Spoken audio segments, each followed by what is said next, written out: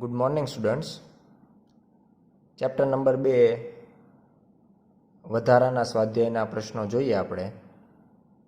દાખલા નંબર 12. એક 8 મિલી કુલમ વિદ્યુતભાર ઉગમ બિંદુએ રહેલો છે. એક નાના -2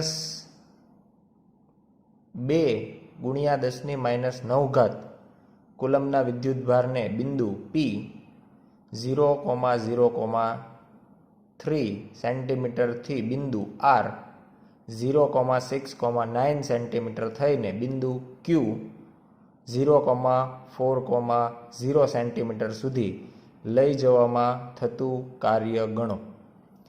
હવે આ દાખલાની અંદર આપણે કોઈ એક વિદ્યુતભાર જે પહેલાં Z અક્ષ ઉપર છે અને અંતે Y અક્ષ ઉપર લાવવાનો છે.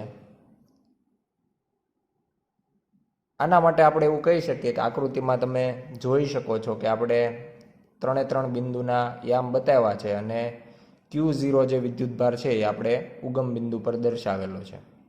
તો અહીંયા આપણે એવું કહી શકીએ કે આપણે જે વિદ્યુતભારની વાત કરીએ છીએ એ શરૂઆતમાં P બિંદુથી R બિંદુ જઈ અને Q બિંદુ લાવવામાં આવે છે. પણ આપણને ખબર છે કે કરવું પડતું કાર્ય જે છે એ વચ્ચેના બિંદુ અથવા તો માર્ગ પર આધારિત નથી, માત્ર પ્રથમ બિંદુ અને અંતિમ બિંદુ જે છે એના ઉપર જ આધારિત હોય છે. તો આપણે પહેલાં તો વિદ્યુત ક્ષેત્રનું જે ઉદ્ગમ છે જેના લીધે બધા બિંદુએ આપણને સ્થિતિમાન મળવાનું છે એવા વિદ્યુતભાર 8 મિલી કુલમ ને Q0 વડે દર્શાવીએ. તો Q0 = 8 મિલી કુલમ એટલે કે 8 × 10⁻³ કુલમ. બીજો વિદ્યુતભાર જે પહેલાં શરૂઆતમાં P બિંદુએ છે ને આપણે Q વડે દર્શાવીએ અથવા તો QP એવું પણ નામ આપી શકાય. તો એની વેલ્યુ છે -2 × 10⁻⁹ કુલમ. અને બે મહત્વના બિંદુઓ શરૂઆતમાં એ P બિંદુએ છે, અંતે Q બિંદુએ આવે છે. તો P બિંદુનું ઉગમ બિંદુથી અંતર એને RP વડે દર્શાવીએ, જે યામ પ્રમાણે થશે 3 સેન્ટીમીટર અને 3 સેન્ટીમીટર એટલે 0.03 મીટર. એ જ પ્રમાણે અંતિમ બિંદુ Q આપવામાં આવ્યું છે તો એના માટેના યામ જે છે એના ઉપરથી અંતર થશે 4 સેન્ટીમીટર અને મીટરમાં લખીએ તો 0.04 મીટર. તો આ પ્રમાણે આપણને આપેલ માહિતી છે અને અહીંયા આપણે વિદ્યુતભાર Qને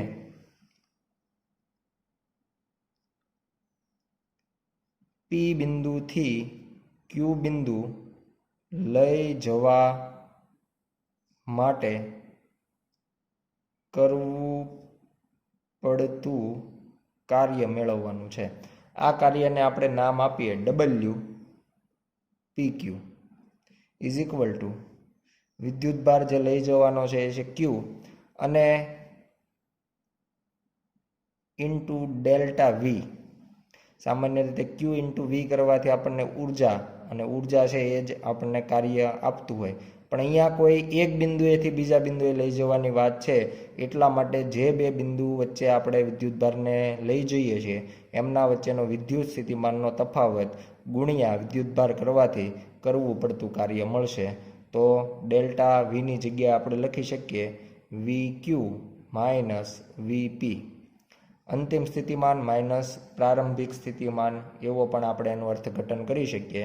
અને હવે આપણે કિંમતો મૂકી દઈએ તો Q બિંદુનું સ્થિતિમાન જે છે એ Q0 સ્થિતિમાનનું ઉદ્ગમ જે છે એ મૂળ જે બિંદુવત વિદ્યુતભાર આપણે ઉગમ બિંદુ પર મૂકેલો છે એ છે અને છેદમાં થશે RQ - KQ0/RP.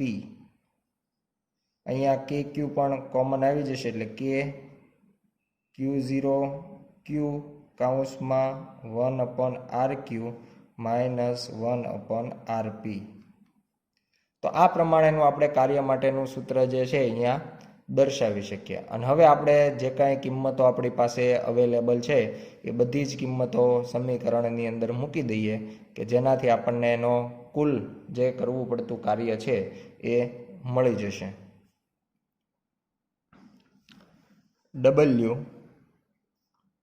PQ is equal to 9 into 10 raised to 9 into Q0 ની વેલ્યુ આપણી પાસે છે 8 into 10 raised to -3 into -2 into 10 raised to -9. આ પ્રમાણે આપણે K, Q0 અને Q ની વેલ્યુ મૂકી દીધી. કૌંસમાં 1/RQ ની વેલ્યુ છે 0.04 માઇનસ 1/RP ની વેલ્યુ છે 0.03. તો આ પ્રમાણે આપેલ જે કાંઈ કિંમતો આપણી પાસે અવેલેબલ હતી એ બધી જ કિંમતો આપણે મૂકી દઈએ એટલે આ પ્રમાણેનું સમીકરણ થશે. અને અહીંયા આપણે જો સાદું રૂપ આપીએ તો બહારનો જે ગુણાકાર છે એ 9 × 8 × -2 તો એ થશે -144 -9 અને +9 છે એ કેન્સલ થઈ જશે એટલે ઘાતમાં વચ્ચે -3. કૌંસની વાત કરીએ અને કૌંસમાં લસા લઈએ તો કૌંસનો લસા થશે 0.0012 0.03 -0.04 જેનો જવાબ આવશે -0.01. એટલે આ પ્રમાણે લસા થશે. માઇનસ માઇનસ કેન્સલ થઈ જશે એટલે WPQ જો બધાનો ગુણાકાર કરીએ તો મળશે 1.2 જૂલ. એટલે કે આ મુજબ આપણે કુલ જે વિદ્યુત ભાર છે ને P બિંદુએથી Q બિંદુએ લઈ જવા માટે 1.2 જૂલ જેટલું કાર્ય કરવું પડે. આગળ દાખલા નંબર 13 જોઈએ. બી બાજુવાળા સમઘનના દરેક શિરોબિંદુઓ પર Q વિદ્યુતભાર રાખેલ છે. અહીં બનતા વિદ્યુતભારોના તંત્ર દ્વારા સમઘનના કેન્દ્ર સ્થાને વિદ્યુત સ્થિતિમાન તથા વિદ્યુત ક્ષેત્ર શોધો. હવે તમે આકૃતિમાં જોઈ શકો છો આપણે એક સમઘન ધ્યાનમાં લીધું છે. સમઘનની કોઈ પણ બાજુની લંબાઈ જે છે એ બી જેટલી છે અને બધા જ શિરોબિંદુ પર એટલે કે સમઘનને ટોટલ 8 શિરોબિંદુ હોય, 8 ઉપર આપણે સ્મોલ ક્યુ જેટલો વિદ્યુતભાર મૂકવામાં આવ્યો છે. હવે જ્યારે પણ નિયમિત આકારવાળો કોઈ પદાર્થ આપણે ધ્યાનમાં લીધો હોય, સમમિતિ ધરાવતો પદાર્થ ધ્યાનમાં લીધો હોય ત્યારે એના કેન્દ્રથી કોઈ પણ શિરોબિંદુનું જે અંતર લેવામાં આવે એ હંમેશા આપણને સરખું મળે. એટલે મહત્વનું આપણા માટે એ છે કે શિરોબિંદુથી કેન્દ્ર સુધીનું અંતર કેટલું થશે. તો એના માટે આપણે સમઘનની બાજુની લંબાઈ બી આપવામાં આવી છે, એના ઉપરથી કહી શકાય કે સમઘનનો જે વિકર્ણ બનશે, અહીંયા સમઘનના આપણને કુલ 4 વિકર્ણો મળે છે, એ સમઘનના વિકર્ણની લંબાઈ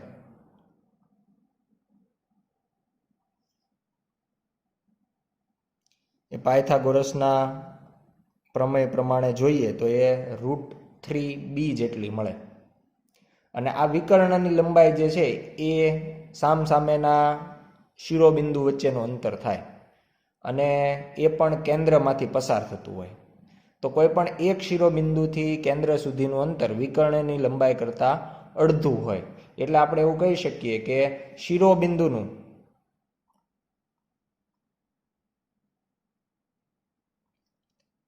કેન્દ્ર ઓથી અંતર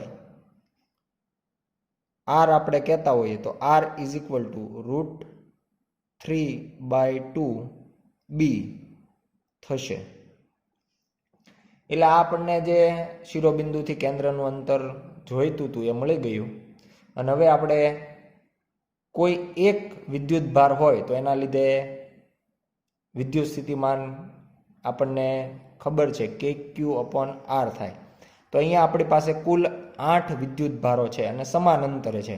એટલે બધાના લીધે કેન્દ્ર ઉપર મળતું સ્થિતિમાન સરખું હોય. એટલે આપણે અહીંયા એવું કહી શકાય કે દરેક શિરોબિંદુ પર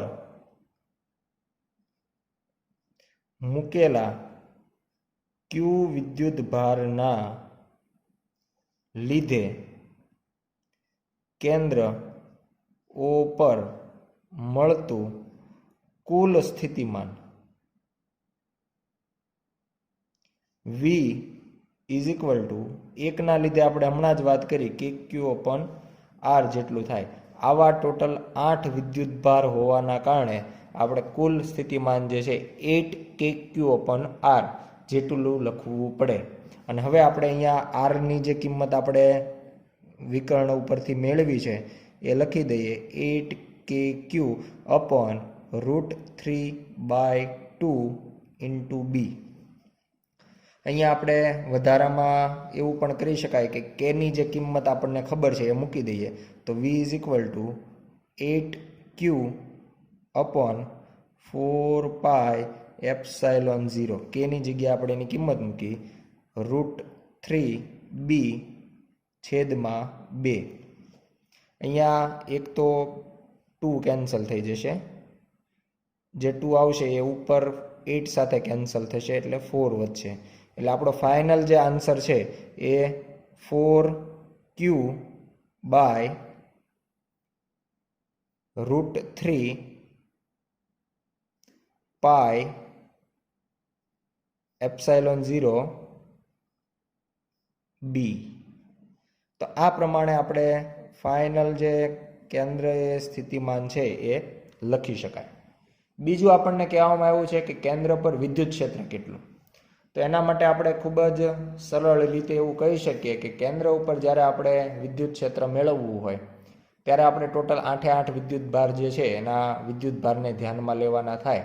પણ જ્યારે પણ કોઈ સમઘન હોય અથવા સમમિતિ ધરાવતી આકૃતિ હોય અને એના બધા જ શિરોબિંદુ પર સમાન વિદ્યુત ભાર મૂકવામાં આવે, સમાન મૂલ્યનો વિદ્યુત ભાર મૂકવામાં આવે ત્યારે બધાના લીધે મળતું વિદ્યુત ક્ષેત્ર પરસ્પર વિરુદ્ધ થશે. સામસામેના જે વિદ્યુત ભારો છે એ એકબીજાના વિદ્યુત ક્ષેત્રની અસર નાબૂદ કરશે અને એના કારણે આપણે કહી શકાય કે પરિણામી વિદ્યુત ક્ષેત્ર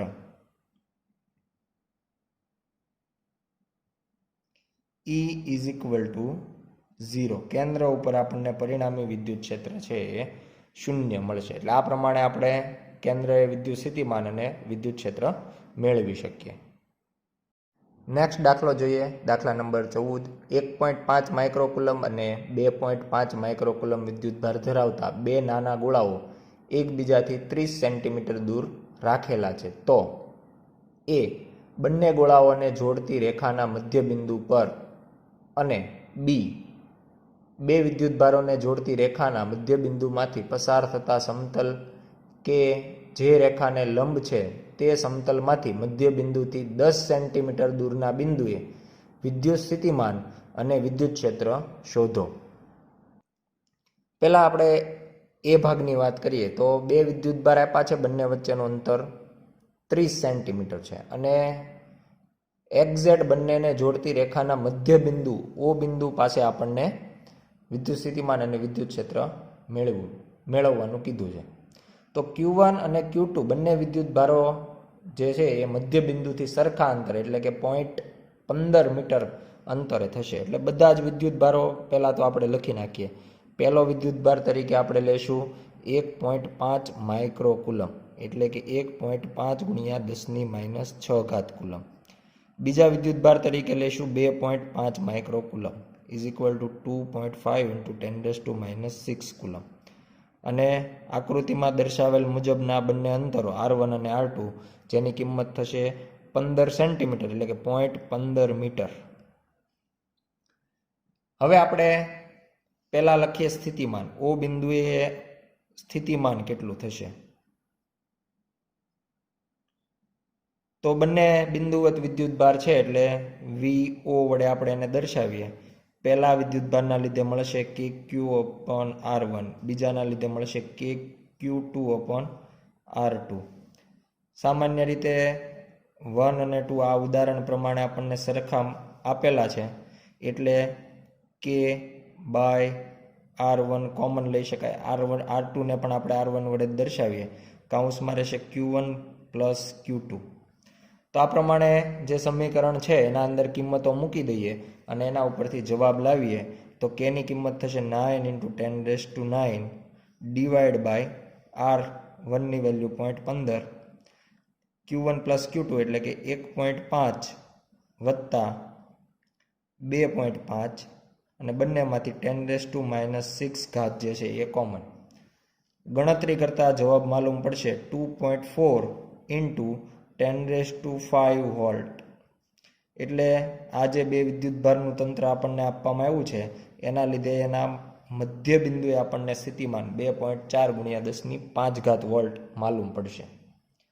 બીજી બાબત કે હવે એ જ બિંદુએ આપણે વિદ્યુત ક્ષેત્ર પણ મેળવવાનું છે. તો વિદ્યુત ક્ષેત્ર મેળવીએ તો એના માટેનું સામાન્ય રીતે આપણે એવું કહી શકીએ કે Q1 જે વિદ્યુતભાર છે એના લીધે જે વિદ્યુત ક્ષેત્રની દિશા છે એ Q2 તરફની હશે. જ્યારે Q2 વિદ્યુતભાર છે એના લીધે જે વિદ્યુત ક્ષેત્રની દિશા છે એ Q1 વિદ્યુતભાર તરફની હશે. એટલે બંને વિદ્યુત ક્ષેત્ર છે એ એકબીજાથી વિરુદ્ધ દિશામાં, જેમ આકૃતિમાં દર્શાવ્યા છે એ પ્રમાણે વિરુદ્ધ દિશામાં મળશે. પણ Q2 વિદ્યુતભારનું મૂલ્ય વધારે છે એટલે એના લીધે મળતું વિદ્યુત ક્ષેત્ર E2 જે છે એ આપણને વધારે મળશે. અને એના કારણે આપણે પરિણામી વિદ્યુત ક્ષેત્ર જો E સદિશ લખીએ તો આપણે E2 સદિશ માઇનસ E1 સદિશ સ્વરૂપે લખવું પડે, E2 નું મૂલ્ય વધારે હોવાના કારણે.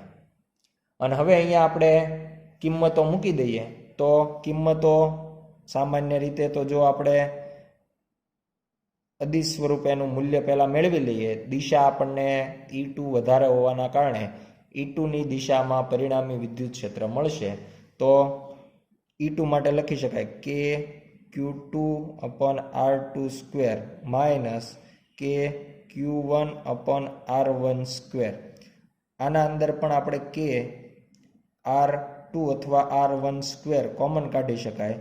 Q2 માઇનસ Q1 આ પ્રમાણે આપણે બાદબાકી વિરુદ્ધ દિશામાં હોવાને કારણે જે R1 ને R2 સમાન છે એટલા માટે R1² કોમન લઈ લીધો.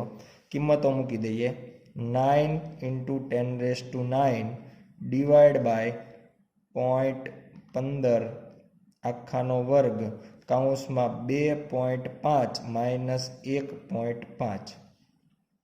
અને આ બધાની ગણતરી કરતાં આપણને એનો જવાબ મળશે 4.5 × 10⁵ વોલ્ટ પર મીટર.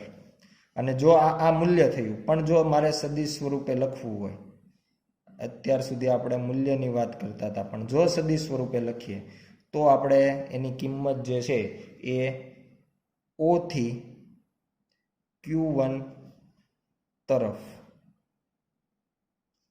આ પ્રમાણે આપણે એની દિશા જે છે એ દિશા પણ દર્શાવી શકાય. એટલે આ પ્રમાણે આપણે પહેલી જે બાબત આપણને પૂછવામાં આવી હતી એ લખી શકાય. બી ભાગની વાત કરીએ. બી ભાગની અંદર આપણને બંને જે વિદ્યુતભાર છે એને જોડતી રેખાના મધ્ય બિંદુથી 10 સેન્ટીમીટર લંબ દૂર આવેલું જે બિંદુ છે ત્યાં વિદ્યુત સ્થિતિમાન અને વિદ્યુત ક્ષેત્ર કહેવામાં આવ્યું છે.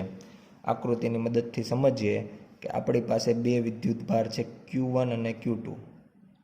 બંનેનું મધ્ય બિંદુ છે O અને એનું જે સમતલ થાય આ રેખાને લંબ સમતલમાં મધ્ય બિંદુથી 10 સેન્ટીમીટર અંતરે આવેલું કોઈ બિંદુ આપણે ધ્યાનમાં લઈએ, જેને આપણે નામ આપીએ P બિંદુ.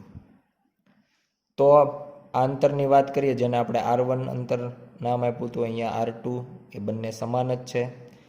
આ જે અંતર છે એ આપણને કહેવામાં આવ્યું છે 10 સેન્ટીમીટર એટલે કે 0.1 મીટર. તો હવે આપણે Q1 વિદ્યુતભારથી P બિંદુ સુધીનું અંતર, એ જ રીતે Q2 વિદ્યુતભારથી P બિંદુ સુધીનું અંતર, આ જે અંતર છે એ ત્રિકોણ જે બને છે કાટકોણ ત્રિકોણ, એમાં પાયથાગોરસના પ્રમેય મુજબ મેળવી શકાય કે કર્ણનો વર્ગ બરાબર એક બાજુનો વર્ગ વત્તા બીજી બાજુનો વર્ગ. અને આખાનું આપણે જે સમીકરણ છે એના ઉપરથી ગણતરી કરી અને મેળવી શકાય.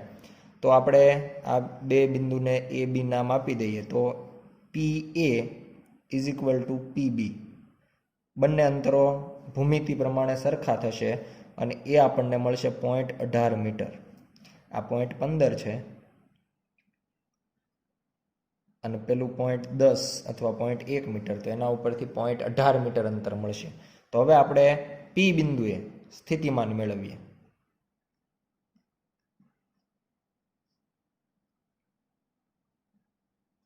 તો એના માટે બિંદુવત માટેનું સમીકરણ લઈએ અને વીપી એવી સંજ્ઞા આપીએ કે Q1 અપોન આ જે અંતર છે એના માટેની સંજ્ઞા આપણે લઈ લઈએ R ડેશ. તો અંતર થશે R ડેશ પ્લસ કે Q2 અપોન R ડેશ. બંનેમાં કે અને R ડેશ કોમન, કૌંસમાં આવશે Q1 પ્લસ Q2. કિંમતો આપણે સાથે જ મૂકી દઈએ. 9 × 10⁹ ડિવાઈડ બાય 0.18 કૌંસમાં 2.5 પ્લસ 1.5. તો આ પ્રમાણે આપણે સમીકરણની અંદર બધી જ કિંમતો મૂકી અને વીપી માટેની ગણતરી કરીએ તો વીપી ઇઝ ઇક્વલ ટુ આપણને મળશે ઇન્ટુ અહીંયા જે માઇક્રોની અંદર વિદ્યુતભાર છે એટલે -6 ઘાત પણ આવશે અને ગણતરી કરીએ તો જવાબ મળશે 2 × 10⁵ વોલ્ટ. એટલે આ પ્રમાણે આપણે પી બિંદુનું સ્થિતિમાન મેળવી શકીએ. હવે આપણે વાત કરીએ વિદ્યુત ક્ષેત્રની. અહીંયા આપણે પહેલા કિસ્સા કરતાં કંઈક અલગ આપણને મળશે, કારણ કે પહેલા કિસ્સામાં આપણને વિદ્યુત ક્ષેત્ર પરસ્પર વિરુદ્ધ દિશામાં હોવાના કારણે બંનેની બાદબાકી કરી અને સરળતાથી વિદ્યુત ક્ષેત્ર મેળવી શકાયું હતું. પણ હવે આપણે આકૃતિનો ઉપયોગ કરીએ કે Q1 વિદ્યુતભાર ધન છે એટલે પી બિંદુએ વિદ્યુત ક્ષેત્રની જે દિશા છે એ આપણને આવી કોઈ દિશા મળે. એટલે Q1 વિદ્યુતભારમાંથી ક્ષેત્ર રેખાઓ બહાર નીકળતી હોય. આને આપણે નામ આપીએ E1 સદિશ, પહેલા વિદ્યુતભારના કારણે વિદ્યુત ક્ષેત્ર. આ જ રીતે બીજો વિદ્યુતભાર પણ ધન છે એટલે એના લીધે પણ એમાંથી ક્ષેત્ર રેખાઓ બહાર નીકળતી હોય. તો એના માટે પણ આપણે આ જ દિશામાં વિદ્યુત ક્ષેત્ર આગળ લંબાવી અને વિદ્યુત ક્ષેત્રને નામ આપીએ E2 સદિશ. હવે આ બંને વિદ્યુત ક્ષેત્ર વચ્ચે કંઈક કોણ ધ્યાનમાં લઈએ કે કુલ કોણ બંને વચ્ચે કંઈક θ બને છે. અને આના ઉપરથી કહી શકાય કે બંનેના જે અંતરો છે R ડેશ એમના વચ્ચેનો કોણ પણ θ થશે. બંને વચ્ચેના જે અંતરો છે AP અને PB આમના વચ્ચે θ કોણ થશે. એટલા માટે અહીંયા બે વિદ્યુત ક્ષેત્રો જે મળ્યા એમના વચ્ચેનો પણ કોણ θ થશે. તો પહેલાં તો આપણે E1 અને E2 બંનેના અલગ અલગ મૂલ્ય મેળવી લઈએ અને એના પછી આપણે બંનેના સદિશ સરવાળાથી કુલ વિદ્યુત ક્ષેત્ર કેટલું મળે છે એ મેળવી શકાય. તો હવે આપણે પહેલાં E1 વિદ્યુત ક્ષેત્ર મેળવીએ તો E1 is equal to k Q1 upon R dash square, બિંદુવત વિદ્યુતભારના લીધે વિદ્યુત ક્ષેત્ર. કિંમતો મૂકી દઈએ. 9 × 10⁹ ઇન્ટુ 1.5 × 10⁻6 ડિવાઈડ બાય 0.18 સ્ક્વેર. કિંમતોની મદદથી ગણતરી કરતા એનો જવાબ આપણને મળશે 0.42 ગુણ્યા 10⁻6 વોલ્ટ પર મીટર પ્લસ 6 વોલ્ટ પર મીટર. એટલે આ પ્રમાણે આપણને પહેલાના લીધે મળતું વિદ્યુત ક્ષેત્ર મળશે. આવું જ બીજા વિદ્યુતભારના કારણે વિદ્યુત ક્ષેત્ર મેળવીએ અને E2 નામ આપીએ કે Q2 upon R dash square. આમાં પણ અંતર એનું એ જ છે, માત્ર વિદ્યુતભાર બદલાય છે એટલે કિંમતો મૂકી દઈએ. 9 × 10⁹ 2.5 × 10⁻6 ડિવાઈડ બાય 0.18 સ્ક્વેર.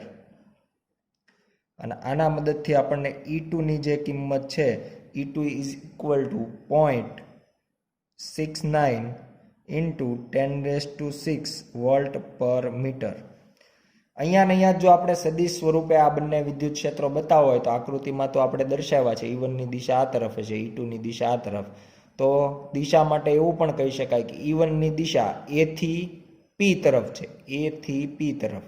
અને એ જ રીતના જો Q2 વિદ્યુતભારની મદદથી મળતું વિદ્યુત ક્ષેત્ર E2 છે એની દિશા B થી P તરફની છે, એટલે કૌંસમાં આપણે દર્શાવીએ A થી P તરફ, E2 માટે દર્શાવીએ B થી P તરફ. એટલે આ પ્રમાણે આપણે બંનેના જે વિદ્યુત ક્ષેત્રો છે એની દિશાઓ પણ કૌંસની અંદર આપણે દર્શાવી છે. હવે મહત્વનો બનશે આપણો જે બંને વચ્ચેનો કોણ છે આ થીટા, કારણ કે સદિશ સ્વરૂપે આપણે જ્યારે સરવાળો કરી અને કુલ વિદ્યુત ક્ષેત્ર મેળવવું હોય ત્યારે બંને સદિશ વચ્ચેનો કોણ આપણી પાસે હોવો જરૂરી છે. તો એના માટે આપણે આ ત્રિકોણનો ઉપયોગ કરીએ. ત્રિકોણમાં આપણને આ જે નાનો એવો ત્રિકોણ બને છે APO, તો કાટકોણ ત્રિકોણ થશે APO, અને એમાં એક તરફનો કોણ, જે આટલો કોણ આપણે ધ્યાનમાં લઈએ તો આ જે કોણ છે એ આપણને મળશે θ/2.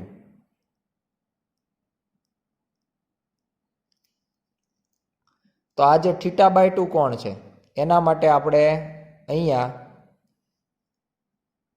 cos θ નો ઉપયોગ કરીએ. તો અહીંયા આપણે કહી શકાય કે કર્ણનું મૂલ્ય આપણને પહેલેથી મળી ગયું છે 0.18, એટલે ત્રણેય બાજુ તો આપણી પાસે છે જ, પણ આપણે કોસની જરૂર હોવાથી cos θ ની મદદથી θ/2 જે છે એ મેળવી લઈએ. આકૃતિની બાજુમાં જ આપણે દર્શાવવાનો પ્રયત્ન કરીએ તો ત્રિકોણની અંદર આપણે cos θ/2 દર્શાવીએ તો cos θ/2 એટલે પાસેની બાજુ છેદમાં કર્ણ, પાસેની બાજુ 0.1 અને કર્ણ 0.18 એટલે 0.1 અથવા તો 10/0.18. અને આ જે છે એ ભાગાકાર કરીએ તો એનો જવાબ આપણને મળશે 0.5556. એટલે આ cos θ/2 ની વેલ્યુ 0.5556 મળશે. તો θ/2 જે છે એ આપણે લખી શકાય cos ઇનવર્સ 0.5556. એટલે આ પ્રમાણે θ/2 ની વેલ્યુ આપણને cos ઇનવર્સની અંદર 0.5556 ઉપરથી મળશે. તો θ/2 ખૂણાના સ્વરૂપમાં આપણને મળશે 56 ડિગ્રી, 56.25 ડિગ્રી. અને આના ઉપરથી આપણે જો થીટા લખીએ તો થીટા જે છે એ બમણો થઈ જશે, એટલે બમણો થશે 112.5 ડિગ્રી. એટલે આ પ્રમાણે આપણે આકૃતિની મદદથી થીટા જે છે એની વેલ્યુ 112.5 ડિગ્રી થશે. એટલે E1 અને E2 વચ્ચેનો કોણ આપણે જે થીટા લીધો છે એનું મૂલ્ય આપણને 112.5 ડિગ્રી મળશે. અને હવે આ વેલ્યુનો ઉપયોગ કરી અને પરિણામી વિદ્યુત ક્ષેત્ર મેળવીએ. પરિણામી વિદ્યુત ક્ષેત્રને જો આપણે E વડે દર્શાવીએ તો EP is equal two √E1 square plus E2 square plus 2E1 E2 cos theta. આ પ્રમાણેનું સૂત્ર આપણે લખી શકીએ. અને આપણી પાસે અહીંયા બધી જ કિંમતો હાજર છે, એ કિંમતોને સમીકરણમાં મૂકી દઈએ. E1 જે છે એ છે 0.42 ગુણ્યા 10⁶ આખાનો વર્ગ વત્તા 0.69 × 10⁶ હોલ સ્ક્વેર પ્લસ 2 × 4 2 × 10⁶ 0.69 × 10⁶ અને cos થીટા એટલે કે 112.5 ડિગ્રી. આ પ્રમાણે આપણે cos જે છે એ થીટા હમણાં જ મેળવો હતો. તો બધી જ કિંમતો મૂકી અને જો સાદુરૂપ આપીએ cos 112.5 ની વેલ્યુ આપણે જો લોગ ટેબલમાં જોઈશું તો એ આપણને -0.38 જેટલી મળશે. અને એના ઉપરથી આપણે ગણતરી કરીએ તો EP is equal two 6.58 × 10⁵ volt પર મીટર જેટલું મળશે. વિદ્યુત ક્ષેત્રનું મૂલ્ય આ પ્રમાણે મળશે. આના સાથે સાથે વિદ્યુત ક્ષેત્ર કઈ દિશામાં મળશે એ પણ આપણે મેળવી શકીએ. અહીંયા આકૃતિની મદદથી કહી શકાય કે E1 અને E2માં E2નું મૂલ્ય વધારે છે. અને E2નું મૂલ્ય વધારે હોય એટલે પરિણામી વિદ્યુત ક્ષેત્ર આપણને E2 તરફનું એટલે કે આવી કોઈ દિશામાં મળશે. આકૃતિમાં આપણે જે દિશા બતાવી છે, એટલે કે E1 સાથેનો અથવા તો E2 સાથેનો કોણ તમે અલગથી આલ્ફા વડે દર્શાવી અને મેળવી શકો. આના માટે આપણે tan θ વાપરીએ છીએ અને tan alpha is equal two y ઘટકના છેદમાં x ઘટક એવું સૂત્ર વાપરી અને ગણતરી કરી અને મેળવી શકાય. નેક્સ્ટ દાખલા નંબર 15. ક્યુ વિદ્યુતભારિત એક વાહક ગોળાકાર કવચની અંદરની ત્રિજ્યા R1 છે અને બહારની ત્રિજ્યા R2 છે. એક વિદ્યુતભાર ક્યુને આ વાહક ગોળાના કવચના કેન્દ્ર પર મૂકવામાં આવે છે તો આંતરિક અને બાહ્ય આવરણ માટે તેની પૃષ્ઠ વિદ્યુતભાર ઘનતા શોધો. જો કવચ ગોળાકાર ન હોય અને અનિયમિત આકારની હોય તો પણ શું બખોલ કે જેમાં વિદ્યુતભાર નથી તેમાં વિદ્યુત ક્ષેત્ર શૂન્ય થશે? શા માટે? હવે પહેલાં આપણને એક ગોળાકાર કવચ લેવાનું કીધું છે કે જે અમુક જાડાઈ ધરાવે છે. અંદરની ત્રિજ્યા R1 અને બહારની ત્રિજ્યા R2 છે. બહારની સપાટી ઉપર આપણે કેપિટલ Q જેટલો વિદ્યુતભાર મૂકેલ છે અને કેન્દ્ર ઉપર પ્લસ Q જેટલો. પહેલાં આપણે એવું કહી શકીએ કે આ પ્લસ Q વિદ્યુતભારના કારણે ગોળાકાર કવચના અંદરના ભાગમાં માઇનસ Q જેટલો વિદ્યુતભાર પ્રેરિત થશે અને આ માઇનસ Q વિદ્યુતભાર જે પ્રેરિત થાય એના કારણે એના અંદર રહેલો જે ધન વિદ્યુતભાર છે એ સપાટી ઉપર ખુલ્લો થશે. એટલે કે સપાટી ઉપર વધારાનો પ્લસ સ્મોલ Q જેટલો વિદ્યુતભાર જે છે એ સપાટી ઉપર આવશે. એટલે R1 ત્રિજ્યાનો જે અંદરની ત્રિજ્યા R1 આપી છે ત્યાં વિદ્યુતભાર આવશે માઇનસ Q બખોલની અંદર રહેલા પ્લસ Qના લીધે. ઉપરાંત એ પ્લસ Q બીજો વિદ્યુતભાર જે છે એ ખુલ્લી સપાટી ઉપર મુક્ત થશે. એટલે શરૂઆતમાં મૂકેલો પ્લસ Q જે આપણે કેપિટલ Q કીધો છે અને બીજો પ્લસ સ્મોલ Q વધારાનો, એટલે ટોટલ R2 ત્રિજ્યા જે છે ત્યાં થશે Q પ્લસ સ્મોલ Q અને એના કારણે આપણે બંનેની જે પૃષ્ઠ વિદ્યુતભાર ઘનતાઓ છે એ σ1 અને σ2 વડે નીચે મુજબ આપી શકીએ. બી ભાગની વાત કરીએ. જ્યારે આપણે કોઈ અનિયમિત કવચ લેવામાં આવે અને જો બખોલમાં કોઈ વિદ્યુતભાર ન મૂકવામાં આવે તો બખોલમાં વિદ્યુત ક્ષેત્રની તીવ્રતા શૂન્ય જ હોય. બીજું, વિદ્યુત ક્ષેત્ર પોતે સંરક્ષી ક્ષેત્ર છે અને સંરક્ષી ક્ષેત્ર હોય એમાં કોઈ પણ તમે બંધ માર્ગ લો તો બંધ માર્ગ પર કરવું પડતું કાર્ય હંમેશા શૂન્ય હોય જો સંરક્ષી બળ હોય તો. એટલે આપણે બખોલ જે લેવામાં આવી છે એમાં એવો કોઈક બંધ માર્ગ પસંદ કરીએ કે જેની અંદર બખોલનો અંદરનો ભાગ પણ આવી જાય અને બખોલનો બહારનો ભાગ પણ આવી જાય. અને આના ઉપર જો આપણે કોઈ પરીક્ષણ વિદ્યુતભારને આખા માર્ગ પર ગતિ કરાવીએ અને શરૂઆતના બિંદુએ ફરીથી લાવીએ તો આ કિસ્સામાં આપણને થતું કાર્ય શૂન્ય મળશે નહીં. અને જો શૂન્ય ન મળે તો એ વિદ્યુત ક્ષેત્ર માટે શક્ય નથી. એટલા માટે આપણે કહી શકીએ કે બખોલની અંદરના ભાગમાં જો વિદ્યુતભાર ન હોય તો બખોલની અંદર વિદ્યુત ક્ષેત્રની તીવ્રતા શૂન્ય જ મળે. નેક્સ્ટ દાખલો જોઈએ. દાખલા નંબર 16. દર્શાવો કે વિદ્યુત ક્ષેત્રનો લંબ ઘટક એ વિદ્યુતભારિત સપાટીની એક તરફથી બીજી સપાટી સુધી અસતત હોય તો E2 સદિશ માઇનસ E1 સદિશ ડોટ n કેરેટ બરાબર σ/ε0, જ્યાં n કેરેટ એ કોઈ બિંદુ પાસે સપાટીની લંબ દિશામાંનો એકમ સદિશ અને સિગ્મા તે બિંદુ પાસે પૃષ્ઠ વિદ્યુતભાર ઘનતા છે. n કેરેટની દિશા પૃષ્ઠ 1 થી પૃષ્ઠ 2 તરફ છે અને દર્શાવો કે વાહકની બહારના બિંદુએ વિદ્યુત ક્ષેત્ર σ/ε0 n કેરેટ છે.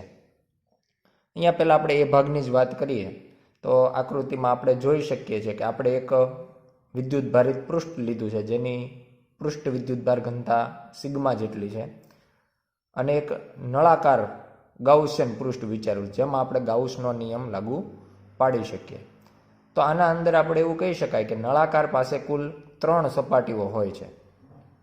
1 નંબરની સપાટી એટલે એની જે વક્ર સપાટી છે 2 નંબરની સપાટી એટલે આ તરફ જોઈ શકાય પી બિંદુ જ્યાં આપણે દર્શાવ્યું છે, અને 3 નંબરની સપાટી આ બાજુ જે ક્યુ બિંદુ દર્શાવ્યું છે.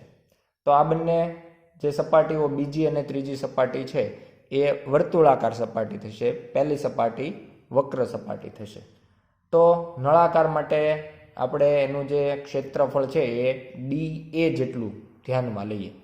તો વચ્ચેના ભાગમાં જ્યાં આપણું પૃષ્ઠ છે ત્યાં આપણે એવું કહી શકીએ કે ટોટલ નળાકાર દ્વારા ઘેરાતું ક્ષેત્રફળ ડી એ જેટલું, એના આડછેદના ક્ષેત્રફળ જેટલું જ થશે. તો આના ઉપરથી આપણે ગાઉસનો નિયમ લાગુ પાડીએ તો ગાઉસના નિયમ મુજબ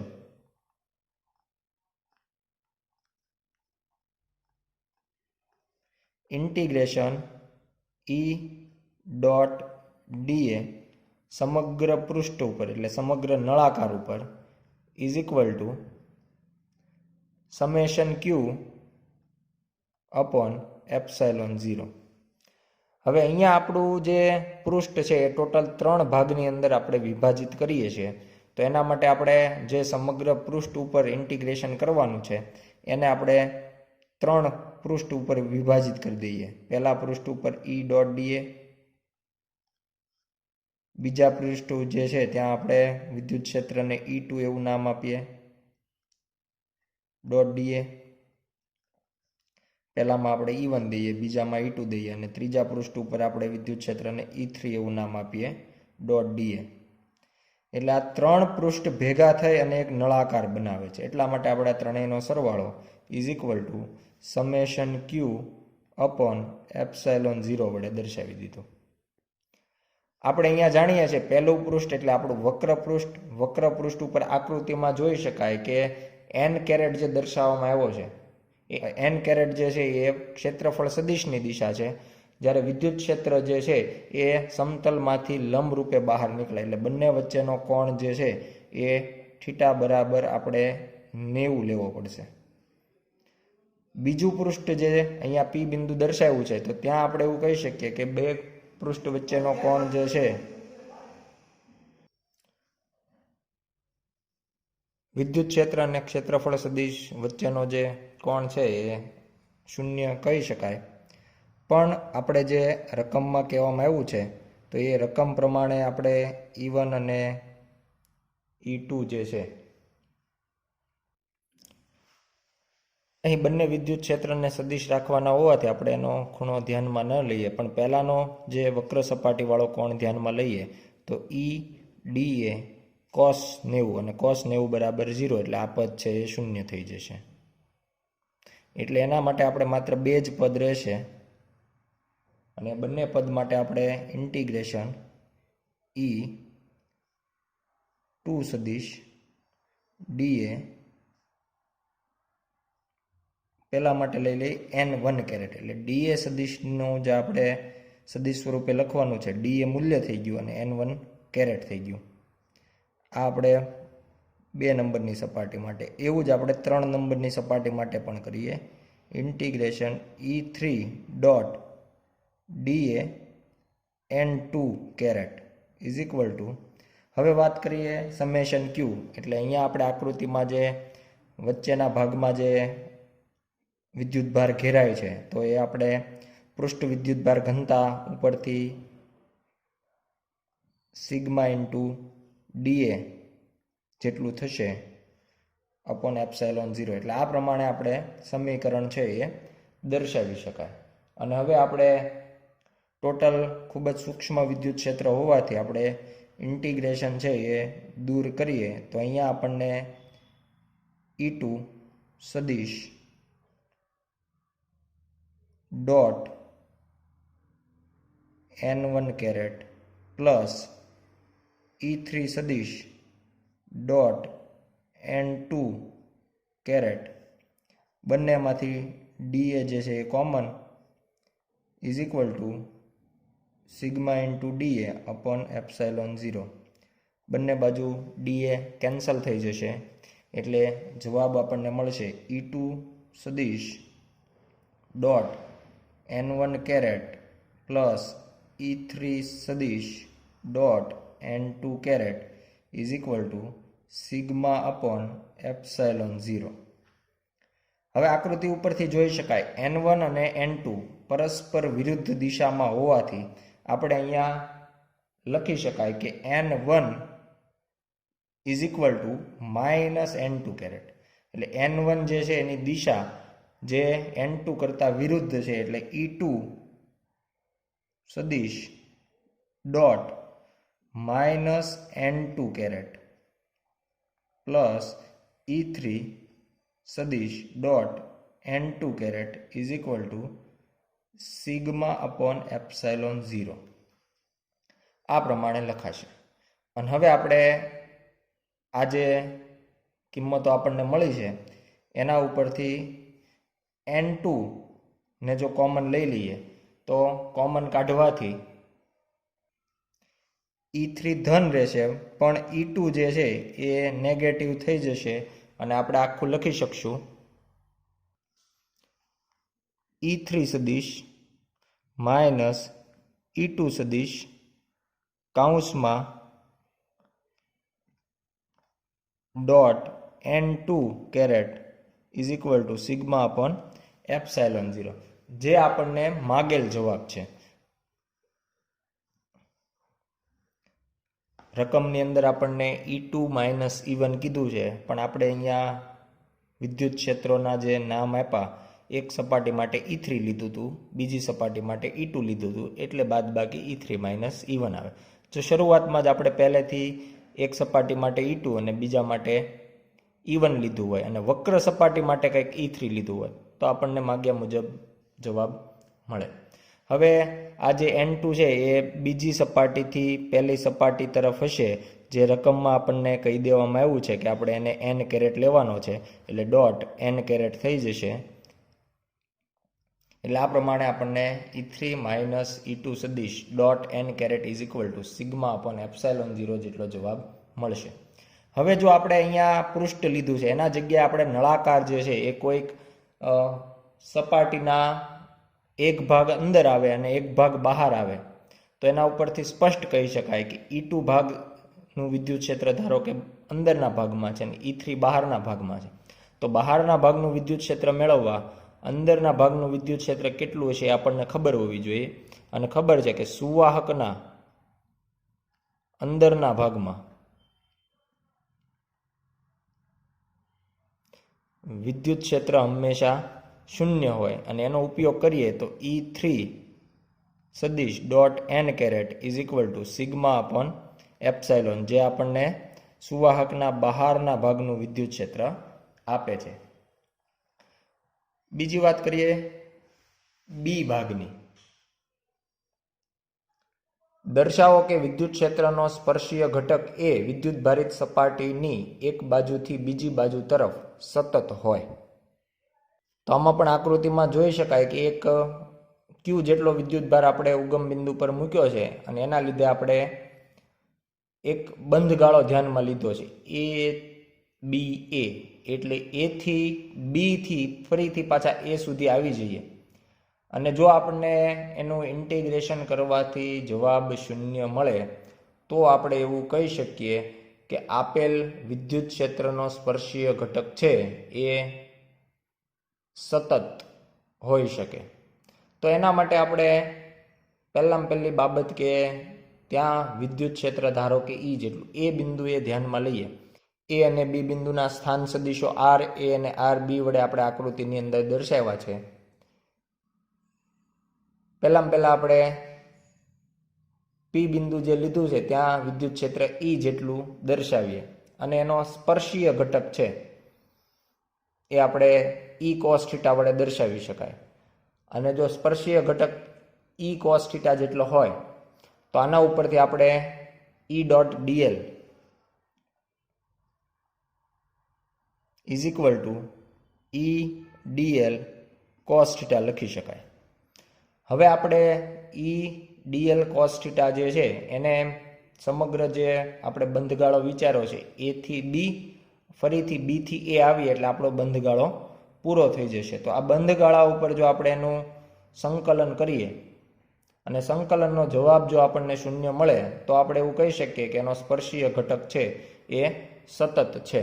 તો એના માટે આપણે પહેલાં તો ઇન્ટિગ્રેશન a થી b નું વિચારીએ. તો ઇન્ટિગ્રેશન a થી b જે છે એ આપણે કેટલું લખી શકીએ? તો કે સામાન્ય રીતે ઇન્ટિગ્રેશન e ડોટ dl કરીએ તો એ આપણને સ્થિતિમાનનું જ સૂત્ર થઈ ગયું. તો સ્થિતિમાનનું સૂત્ર આપણને બિંદુવતના લીધે kq/r મળતું હોય. અહીંયા a અને b બિંદુની વાત છે તો એના ઉપરથી આપણને મળશે kq એ બિંદુનું સ્થિતિમાન થાય 1/ra, એટલે kq/ra માઇનસ બી બિંદુનું kq/rb. તો આ પ્રમાણે આપણે સ્થિતિમાનનો તફાવત જે છે એ જ આપણે કરેલું કાર્ય જે છે એ દર્શાવી શકાય. એટલે a થી b જવામાં આપણે કુલ આટલું કાર્ય જે છે એ કરવું પડતું હોય. એ જ રીતે ફરીથી b થી a આવીએ તો ત્યાં પણ આપણે સંકલન છે એ દર્શાવીએ. તો એના માટે આપણે સંકલન એટલે સ્થિતિમાન જ થશે kq/rb થઈ જશે બી બિંદુનું, અને એ જ રીતના એ બિંદુ માટે kq/ra થઈ જશે અને બંનેની બાદબાકી. તો આ પ્રમાણે આપણને બંને જે a થી b અને b થી a સુધીના કાર્યો મળશે. અને હવે આપણે કુલ આખા બંધ માર્ગ પર ઇન્ટિગ્રેશન કરીએ. તો બંધ માર્ગનું ઇન્ટિગ્રેશન આપણે જોયું કે બે ભાગમાં વિભાજિત કરવું પડે, a થી b સુધી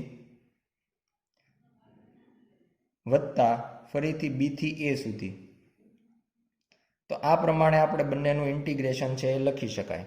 અને ઉપરના બંને સમીકરણો મુજબ kq જે છે એ કોમન આવશે. a થી b માં આપણે લખવું પડશે 1/ra minus 1/rb plus b થી a માં 1/rb માઇનસ 1/ra, અને બધાનો સરવાળો કરીએ તો આપણને ઇન્ટિગ્રેશન મળશે 0. એટલે કે બંધ માર્ગ ઉપર e ડોટ dl છે એ 0 મળે છે. અને આ 0 મળે છે એટલે કહી શકાય કે વિદ્યુત ક્ષેત્રનો સ્પર્શીય ઘટક સતત હશે. પછીનો દાખલો જોઈએ. દાખલા નંબર 17. એક લાંબા વિદ્યુતભારિત નળાકાર કે જેની રેખીય વિદ્યુતભારિત ઘનતા લેમ્બડા છે તેની ફરતે એક પોલો સમઅક્ષીય વાહક નળાકાર રાખેલ છે. તો આ બંને નળાકારો વચ્ચેની ખાલી રહેલી જગ્યામાં વિદ્યુત ક્ષેત્ર કેટલું હશે? હવે આકૃતિમાં આપણે જોઈ શકીએ કે વચ્ચેના ભાગમાં આપણે એક વિદ્યુતભારિત લાંબો નળાકાર જે છે એ ગોઠવેલો છે, અને એની ફરતે એક વિદ્યુતભારિત સમકેન્દ્રીય પોલો નળાકાર જે છે એની ફરતે રાખ્યો છે. આપણો જે વચ્ચેનો નળાકાર છે એની વિદ્યુતભારિત ઘનતા લેમ્બડા જેટલી છે. બંને નળાકારના વચ્ચેના ભાગમાં આપણે એક ગાઉસિયન પૃષ્ઠ, એ પણ નળાકાર જ હશે, ગાઉસિયન પૃષ્ઠ વિચારી લઈએ.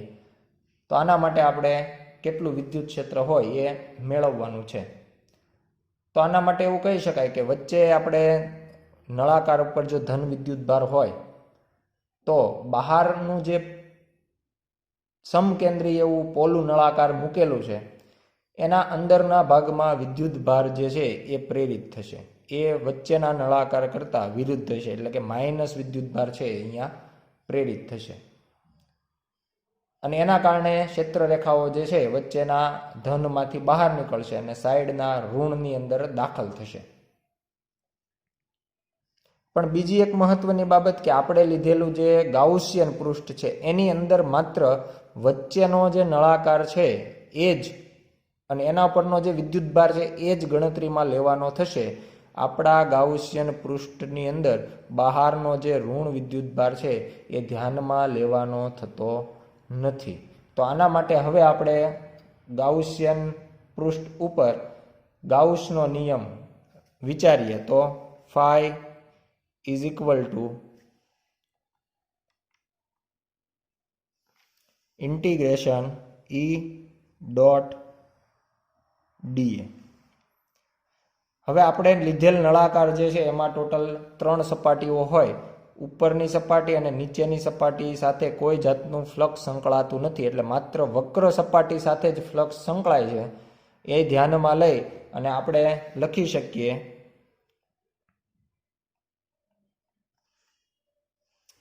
Integration E dA cos theta. આપણે જે અહીંયા ઇન્ટિગ્રેશન કરવાના છીએ માત્ર વક્ર સપાટી પર જ કરવાના છીએ.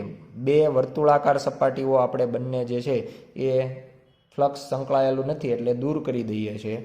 તો વિદ્યુત ક્ષેત્ર બધે જ અચળ હોવાથી ઈ ઇન્ટિગ્રેશન ડીએ, અહીંયા આપણે જાણીએ છીએ કે વિદ્યુત ક્ષેત્ર અને ડીએ બંને વચ્ચેનો કોણ શૂન્ય થશે એટલે cos 0 = 1 એટલે ઈ ઇન્ટિગ્રેશન ડીએ મળશે. અને સમગ્ર વક્ર સપાટી જે છે, વક્ર સપાટી માત્ર એના ઉપર જો સંકલન કરીએ તો એનું ક્ષેત્રફળ આપણને મળશે 2πr l. r જે છે એ આપણા ગાઉસિયન પૃષ્ઠની ત્રિજ્યા અને l જે છે એ આપણને મળશે નળાકારની લંબાઈ. એટલે આ પ્રમાણે આપણને ફ્લક્સ જે છે એ મળશે. તો આપણે ફ્લક્સ મેળવી લીધું ને ફ્લક્સ આપણને ખબર છે કે જો ગાઉસનો નિયમ વાપરીએ તો = q/ε0 હોય. એટલે આ જે વેલ્યુ છે એ આપણે q/ε0. તો એના માટે સમેશન q કેટલો થશે? તો કે સમેશન q માટે આપણે અહીંયા કહી શકીએ કે નળાકાર દ્વારા ઘેરાતો વિદ્યુત ભાર જે છે એ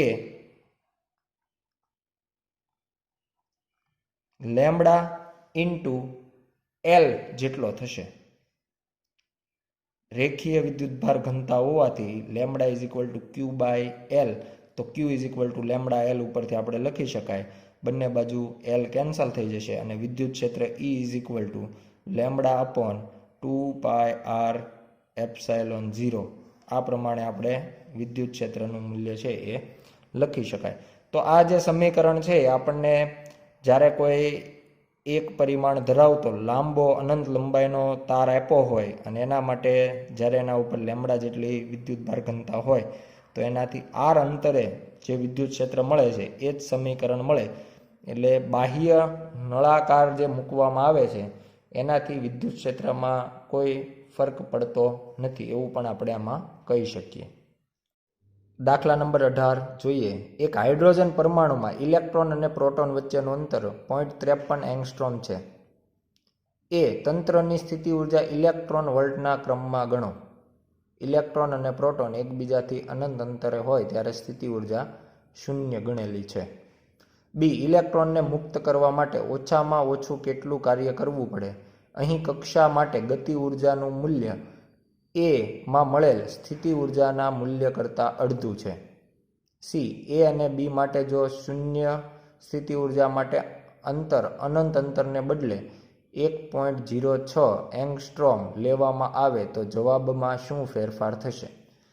પહેલાં આપણે એ ભાગની વાત કરીએ કે અહીંયા આપણને પ્રોટોન અને ઇલેક્ટ્રોન આપેલા છે અને એમના વચ્ચેનું અંતર.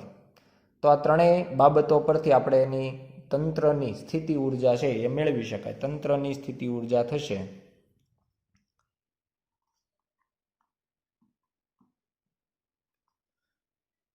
U = K Q1 Q2/R. સામાન્ય રીતે તો આપણે સ્થિતિ ઉર્જા માટે હંમેશા એવું કરવું પડતું હોય છે કે અનંત અંતરે સ્થિતિ ઉર્જા માઇનસ r અંતરે સ્થિતિ ઉર્જા.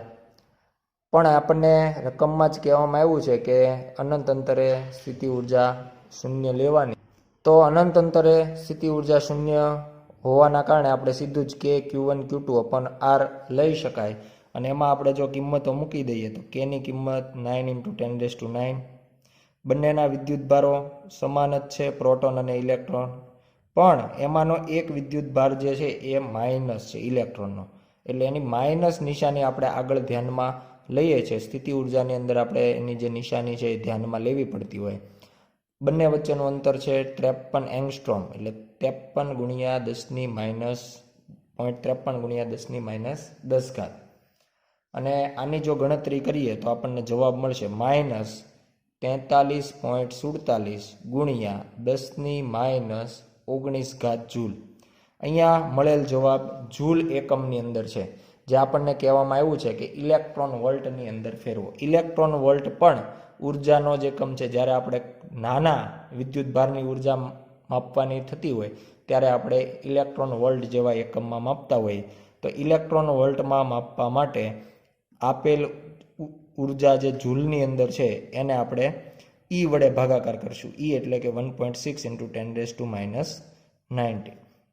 તો હવે આ જે ઉર્જા છે એ ઇલેક્ટ્રોન વોલ્ટમાં કન્વર્ટ થઈ જશે, જેનો જવાબ આપણને મળશે -27.16 ઇલેક્ટ્રોન વોલ્ટ. એટલે આ પ્રમાણે આપણે ઉર્જાને ઇલેક્ટ્રોન વોલ્ટમાં ફેરવી શકીએ. બીજી માહિતી આપણને પૂછવામાં આવી છે કે આ ઇલેક્ટ્રોનને જો પ્રોટોનથી મુક્ત કરવો હોય તો ઓછામાં ઓછું કેટલું કાર્ય કરવું પડશે, અને ગતિ ઉર્જા પણ એની પાસે હશે એ જે સ્થિતિ ઉર્જા છે એના કરતાં અડધું મૂલ્ય હોય, અને સ્થિતિ ઉર્જા પોઝિટિવ હોય. એટલે પહેલાં તો આપણે સ્થિતિ ઉર્જા લખશું 27.16 ભાગ્યા 2 એટલે કે 13.58 ઇલેક્ટ્રોન વોલ્ટ પોઝિટિવ હશે. અને હવે આપણે જરૂરી ઉર્જા જે છે કેટલું કાર્ય કરવું પડે, તો એની આંતરિક ઉર્જા જે છે, યાંત્રિક ઉર્જા, એના ઉપરથી આપણે કરવું પડતું કાર્ય જે છે એ મેળવી શકીએ. તો ટોટલ જે ઉર્જા છે E = K + U જેટલી થાય. તો એના માટે આપણે બંનેનો સરવાળો કરી દઈએ. 13.58 - 27.16 એટલે જવાબ આપણને મળશે 13.58, પણ એ ઉર્જા માઇનસ હશે. આને જેને આપણે બંધન ઉર્જા પણ કહેતા હોઈએ, ઇલેક્ટ્રોનની બંધન ઉર્જા થશે. આટલું જ આપણે જો કાર્ય કરીએ તો ઇલેક્ટ્રોન છે એને આપણે પ્રોટોનથી મુક્ત કરી શકીએ. એટલે આટલું જ કાર્ય આપણે કરવું પડે, એટલા માટે કાર્ય આપણે ધન દર્શાવ્યું છે. એટલે આ પ્રમાણે આપણે મુક્ત કરી શકીએ. ત્રીજી બાબત કે એ અને બીની અંદર આપણને જે અનંત અંતરે ઉર્જા શૂન્ય લેતા હતા એના જગ્યાએ જો 1.06 એંગસ્ટ્રોમે શૂન્ય લેવામાં આવે તો જવાબમાં શું ફેરફાર થશે? આના માટે પ્રથમ તો આપણે 1.06 એંગસ્ટ્રોમે એની ઉર્જા કેટલી હશે એ મેળવવી પડે. તો એને આપણે U' વડે દર્શાવીએ. તો U' = K Q1 Q2 / R', અને કિંમતો મૂકી દઈએ તો 9 × 10⁹, બંને વિદ્યુતભારો 1.6 × 10⁻19 એટલે એનો વર્ગ, એમાંનો ઇલેક્ટ્રોન છે એટલે આગળ માઇનસની નિશાની, ભાગ્યા 1.06 × 10⁻10, એટલે કે પહેલાં હતી એના કરતાં નીચે બમણું અંતર આવ્યું. એટલે ઉર્જા છે આના કરતાં અડધી મળશે. એટલે U' જે છે એને ડાયરેક્ટ જો ઇલેક્ટ્રોન વોલ્ટમાં લખીએ તો આના કરતાં અડધી લખી શકાય. એટલે કે -13.58 ઇલેક્ટ્રોન વોલ્ટ.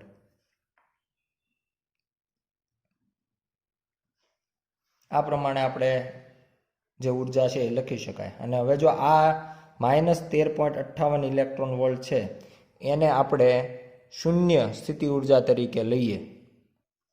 નવી જે સ્થિતિ ઉર્જા છે એ આપણે U' વડે લખીએ તો એ જૂની સ્થિતિ ઉર્જા -27.16 માઇનસ નવી સ્થિતિ ઉર્જા -13.58, માઇનસ માઇનસ પ્લસ થઈ જશે અને -27.16 વત્તા 13.58 એટલે કે -13.58 ઇલેક્ટ્રોન વોલ્ટ. એટલે હવે નવી જે સ્થિતિ ઉર્જા છે એ -13.58, અને આ ઇલેક્ટ્રોનને મુક્ત કરવું પડતું કાર્ય જે છે એ જેટલી એની બંધન ઉર્જા છે એટલું જ આપણે ધન કરવું પડે. એટલે કે 13.58 ઇલેક્ટ્રોન વોલ્ટ જેટલું. એટલે કે કરવા પડતા કાર્યમાં કોઈ જાતનો ફેરફાર થતો નથી. એટલે સ્થિતિ ઉર્જા આપણે ગમે ત્યાં શૂન્ય લઈએ એનાથી કરવા પડતા કાર્યમાં અથવા તો ઉર્જાના ફેરફારમાં કોઈ બદલાવ આવતો નથી. દાખલા નંબર 19.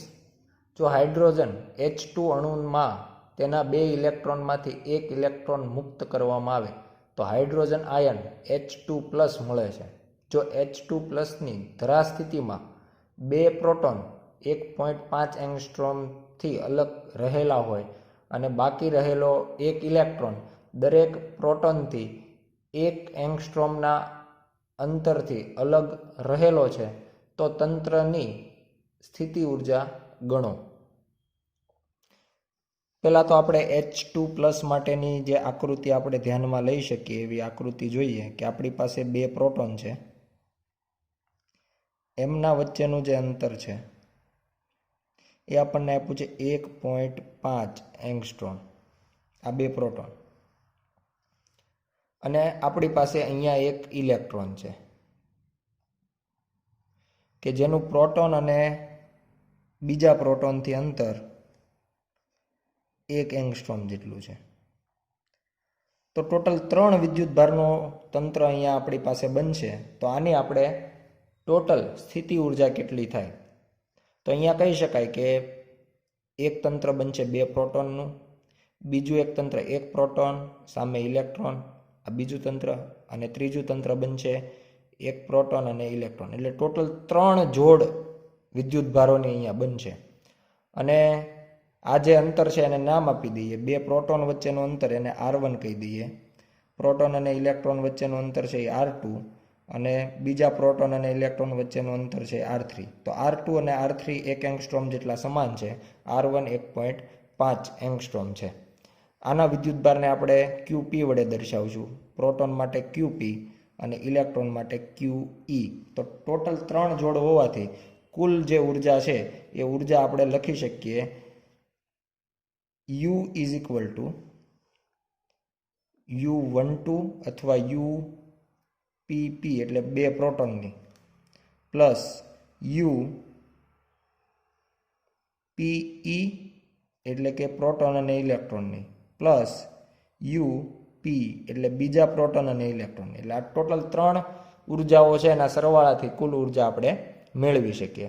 અને હવે આપણે ત્રણેય જે ઉર્જાઓ લખી છે એનું સૂત્ર મૂકીએ તો K QP ઇન્ટુ QP એટલે QP square divide by 2 proton વચ્ચેનું અંતર એટલે R1 વત્તા K QP into QE upon R2. ત્રીજામાં પણ બંને સમાન છે તો અહીંયા સીધું જ આપણે 2 સાથે ગુણાકાર કરીએ, કારણ કે બીજું પદ છે એ આના જેટલું જ આવશે, એટલા માટે અહીંયા સાથે જ આપણે 2 સાથે ગુણાકાર કરી દો, બંને સમાન હોવાના કારણે. હવે અહીંયા કિંમતો મૂકીએ. Kની વેલ્યુ થશે 9 ઇન્ટુ 10⁻⁹, પ્રોટોનનો વિદ્યુતભાર 1.6 into 10⁻⁻19 coulomb whole square divide by 2 proton વચ્ચેનું અંતર 1.5 ગુણ્યા 10⁻10. આ પ્રમાણે આપણે પહેલું જે પદ છે લખી શકાય, વત્તા 2 ગુણ્યા 9 ગુણ્યા 10⁹, પ્રોટોનનો વિદ્યુતભાર 1.6 ગુણ્યા 10⁻19. ઇલેક્ટ્રોનનો વિદ્યુતભાર પણ એટલો જ છે, પણ એ ઋણ હોય એટલે હોલ સ્ક્વેર કરી દઈએ, મૂલ્ય આટલું જ પણ નેગેટિવ, એટલે આગળ જે પોઝિટિવ હતું પ્લસ હતું એને આપણે માઇનસમાં, એટલે પહેલા પદમાંથી બીજું જે પદ આવશે એ આપણે બાદ કરવું પડશે, ડિવાઈડ બાય 2 વચ્ચેનું અંતર 1 એંગસ્ટ્રોમ, 1 એંગસ્ટ્રોમ એટલે 10⁻10.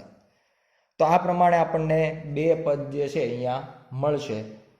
નોર્મલી તો આપણે ઘણું બધું કોમન નીકળી શકે એવું છે, તો એ બધું કોમન લઈએ તો 9 into 10⁹, 1.6 into 10⁻19 whole square divide by 10⁻10. આટલી બાબતો આપણે કોમન લઈ શકીએ. અને હવે કાઉન્સની અંદર પહેલા પદની અંદર જોઈ શકાય કે અંશમાંનું બધું જ કોમન છે, છેદમાં 10⁻10 કોમન છે, એટલે 1/1.5 આવશે. બીજા પદની અંદર અંશની અંદર માત્ર -2 બાર રહે છે, બાકીનું સમગ્ર જે પદ છે કોમન આવી જાય એટલે -2. તો આ પ્રમાણે આપણને પદ મળશે. હવે આપણે કહી શકાય કે કાઉન્સની અંદર રહેલી જે બાબત છે એમાં આપણે 1.5 જે છે એ લસા લઈ લઈએ તો 1 - 3 થઈ જશે. અહીંયા 1.5 ઇન્ટુ 2 એટલે 3, 1 - 3 એટલે -2/3 1.5 એટલે ટૂંકમાં આખું પદ છે એ માઇનસ આવશે અને આના આખાને સાદું રૂપ આપી દઈએ તો જવાબ આપણને મળશે -30.8 ગુણ્યા 10⁻⁹ જૂલ. અને જો આપણે આને કદાચ ઇલેક્ટ્રોન વોલ્ટમાં ફેરવવું હોય તો પણ ફેરવી શકાય. એટલે દાખલા નંબર 20, બે વિદ્યુતભારિત વાહક ગોળાઓની ત્રિજ્યાઓ એ અને બી છે. બંને ગોળાઓને એકબીજા સાથે એક તારથી જોડેલા છે. બંને ગોળાની સપાટી પરના વિદ્યુત ક્ષેત્રનો ગુણોત્તર શોધો. આ પરિણામનો ઉપયોગ કરી વર્ણવો કે વાહકના તીક્ષ્ણ અને બિંદુવત છેડા પર વિદ્યુતભાર ઘનતા વાહકના સપાટ ભાગ પરની વિદ્યુતભાર ઘનતા કરતાં વધુ હોય છે. અહીંયા આપણે બે ગોળાઓ ધ્યાનમાં લઈએ. બંનેની ત્રિજ્યાઓ આપણને આપવામાં આવી છે. એક ગોળાની એ છે, બીજો જે ગોળો લેવામાં આવ્યો છે એના માટે સ્મોલ બી છે અને બંનેને આપણે વાહક દ્વારા એકબીજા સાથે જોડેલા છે. ધારી લઈએ કે પહેલા ગોળા પરનો વિદ્યુતભાર Q1 છે, બીજા ગોળા પરનો વિદ્યુતભાર Q2 છે. જો બંનેને વાહક તારથી જોડવામાં આવે તો બંનેના વિદ્યુત સ્થિતિમાનના જે મૂલ્યો છે એ સમાન હોય એટલે VA = VB થઈ જશે. કોઈ પણ બે પદાર્થોને જ્યારે વાહક તાર દ્વારા અથવા તો એકબીજાના સંપર્કમાં લાવવામાં આવે ત્યારે એમાં સ્થિતિમાન સરખા થતા હોય અને જો ગોળાઓ સરખા હોય તો સ્થિતિમાનના કારણે વિદ્યુતભાર પણ છેલ્લે સરખા થાય. પણ જો ગોળાની ત્રિજ્યા જુદી જુદી હોય તો જરૂરી નથી કે વિદ્યુતભાર સરખા થાય, પણ જરૂરી છે કે સ્થિતિમાન સરખા થાય. એટલે VA = VB આપણે શરૂઆત કરીએ. એ ગોળાની સપાટી પરનું સ્થિતિમાન મળશે કે Q1/A. બી માટે મળશે કે Q2/B. બંને તરફ કે કેન્સલ અને વિદ્યુતભારનો ગુણોત્તર આપણને મળશે Q1/Q2 = A/B. આને આપણે આપી દઈએ સમીકરણ નંબર 1. હવે આના માટે આપણે પૃષ્ઠ વિદ્યુતભાર ઘનતાનો ઉપયોગ કરીએ અને એનો ગુણોત્તર લઈએ. તો પહેલા ગોળા માટે આપણે ઘનતા કહીએ σ1 અને બીજા માટે σ2. એટલે પહેલા ગોળા માટે આપણે σ1 નામ આપીએ, બીજા માટે σ2. તો બંનેનો ગુણોત્તર પૃષ્ઠ વિદ્યુતભાર ઘનતા એટલે કુલ વિદ્યુતભાર છેદમાં ક્ષેત્રફળ. ક્ષેત્રફળ થશે 4πA² ઇન્ટુ σ2 માટે વિદ્યુતભાર થશે Q2 છેદનો છેદ અંશમાં 4πB². 4π જે છે એ કેન્સલ થશે એટલે વિદ્યુતભારનો ગુણોત્તર થશે Q1/Q2 ઇન્ટુ એટલે Q2 આપણે આ બાજુ લઈ લઈએ B²/A². અહીંયા આપણે સમીકરણ નંબર 1નો ઉપયોગ કરીએ Q1/Q2 એના જગ્યાએ આપણને મળશે A/B ગુણ્યા B²/A². એટલે એક A કેન્સલ થઈ જશે, B કેન્સલ થશે એટલે ગુણોત્તર આપણને મળશે B/A. આને આપણે સમીકરણ નંબર 2 આપી દઈએ. અને હવે આપણને ખબર છે કે વિદ્યુત ક્ષેત્ર જે છે એનો ગુણોત્તર લઈએ તો વિદ્યુત ક્ષેત્ર જે છે એ ગોળાનું એની પૃષ્ઠ વિદ્યુતભાર ઘનતાના સમપ્રમાણમાં હોય. એટલે જો ગુણોત્તર લઈએ E1/E2 તો એ આપણને મળવો જોઈએ σ1/σ2 સમપ્રમાણમાં હોવાના કારણે. અને આ ગુણોત્તર આપણે સમીકરણ નંબર 2 પરથી લખી શકાય કે B/A જેટલો થાય. એટલે આપણને જે માગેલ માહિતી છે કે વિદ્યુત ક્ષેત્રનો ગુણોત્તર, તો એ આપણને જવાબ મળશે B/A. બીજી માહિતી આપણને પૂછી છે કે તીક્ષ્ણ અથવા તો બિંદુવત છેડો હોય ત્યાં વિદ્યુત ક્ષેત્ર વધારે હોય અને સપાટ ભાગ હોય તો ત્યાં વિદ્યુત ક્ષેત્ર ઓછું હોય. કારણ કે કોઈ તીવ્ર ભાગ હશે તો એના માટે કહી શકાય કે એનો તીવ્ર ભાગનો જે છેડો છે એને આપણે કોઈ ગોળાકાર ભાગનો નાનો એવો ભાગ ગોળાનો નાનો એવો ભાગ વિચારીએ તો એની ત્રિજ્યા આપણને ઓછી મળે. જ્યારે કોઈ સપાટ ભાગ અથવા ઓછો વળાંક ધરાવતો ભાગ હોય તો એનું જે સર્કલ છે એની ત્રિજ્યા બહુ વધારે મળતી હોય. તો એના કારણે કહી શકાય કે જેમ ત્રિજ્યા ઓછી ત્રિજ્યા ઓછી તો વિદ્યુત ક્ષેત્ર વધારે હોય, ત્રિજ્યા વધારે તો વિદ્યુત ક્ષેત્ર ઓછું, સમપ્રમાણ હોવાના કારણે. એટલે આ પ્રમાણે કહી શકાય કે જ્યાં બિંદુવત ભાગ હશે તો એના માટે ત્રિજ્યા ઓછી, અને ત્રિજ્યા ઓછી હોય તો વિદ્યુત ક્ષેત્ર વધારે હોય. E1 ચલે છે 1/a થાય, એટલા માટે ત્રિજ્યા ઓછી વિદ્યુત ક્ષેત્ર વધારે, ત્રિજ્યા વધારે વિદ્યુત ક્ષેત્ર ઓછું, વ્યસ્ત પ્રમાણ થશે. આગળનો દાખલો જોઈએ, દાખલા નંબર 21. બે વિદ્યુત ભારો -q અને +q અનુક્રમે 0,0,-a અને 0,0,a પર મૂકેલા છે. એ બિંદુઓ 0,0,z અને x, y, 0 પર વિદ્યુત સ્થિતિમાન શું થશે? પહેલાં આપણે એ ભાગની વાત કરીએ તો અહીંયા આપણને આકૃતિ દ્વારા સમજાવીએ કે અહીંયા આપણે થોડોક યામાક્ષ પદ્ધતિની અંદર નાનો એવો ફેરફાર દર્શાવીએ. ઊભી જે અક્ષ છે એને આપણે ઝેડ અક્ષ કહીએ, આડી જે અક્ષ છે એ આપણે વાય અક્ષ, અને એક્સ અક્ષ છે એને આપણે બહાર તરફ આવતી લઈ લઈએ. તો આ પ્રમાણે આપણે ઉગમ બિંદુ છે એ વચ્ચે દર્શાવી દઈએ. ઉપર તરફ +z છે, નીચે તરફ -z અક્ષ બતાવી છે. એમાં આપણને બે વિદ્યુતભાર -q અને +q. -q જે છે એ આપણે અહીંયા ક્યાંક મૂકીએ અને +q જે છે એ ઉપર તરફ મૂકીએ, જેના યામ આપણને આપી દેવામાં આવ્યા છે 0,0,a અને 0,0,-a. તો આ પ્રમાણે જે યામ છે એ પ્રમાણે દર્શાવી દીધા. અને હવે આપણે બે બિંદુઓ આપણને આપ્યા છે 0,0,z. તો આપણે 0,0,z અહીંયા ક્યાંક p બિંદુ દર્શાવીએ, 0,0,z. તો અહીંયા આપણે બે બિંદુવત વિદ્યુત ભારના લીધે કુલ સ્થિતિમાન મેળવી અને ટોટલ બંનેના સરવાળાથી કુલ સ્થિતિમાન મેળવી શકાય. તો કુલ સ્થિતિમાન માટે Vp એવું નામ આપીએ, p બિંદુ એ સ્થિતિમાન. તો બેનો સરવાળો થશે તો કે એક +q ના લીધે જે મળે છે, એક -q ના લીધે જે મળે છે, એટલે V plus V minus. V plus એટલે પ્લસ વિદ્યુત ભારના લીધે મળતું સ્થિતિમાન, અને V માઇનસ એટલે માઇનસ વિદ્યુત સ્થિતિમાન, માઇનસ વિદ્યુત ભારના લીધે મળતું સ્થિતિમાન. તો એના માટે આપણે P બિંદુનું બંને વિદ્યુત ભારથી અંતર જોઈશે, જે આપણે અહીંયા દર્શાવ્યું છે. તો એક અંતરને આપણે કહી દઈએ R+, પ્લસ વિદ્યુત ભારથી એનું જે અંતર છે, અને માઇનસ વિદ્યુત ભારથી જેનું અંતર છે એને R-.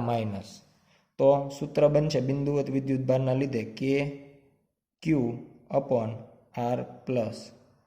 V માઇનસ માટે K વિદ્યુત ભાર માઇનસ હોવાથી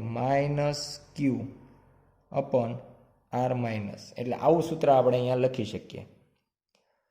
હવે અંતરોની વાત કરીએ તો KQ જે છે એ કોમન નીકળી જશે. અહીંયા રહેશે 1/R+.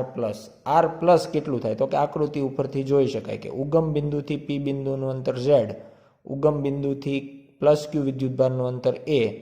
તો આ અંતર થશે Z - A, એટલે R+ છે એ Z - A લખી શકાય.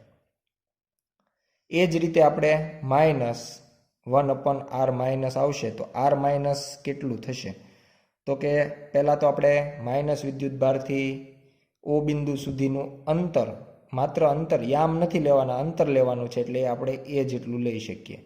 અને ઉગમ બિંદુથી P બિંદુ સુધીનું અંતર Z, એટલે ટોટલ Z + A થશે, એટલે Z + A.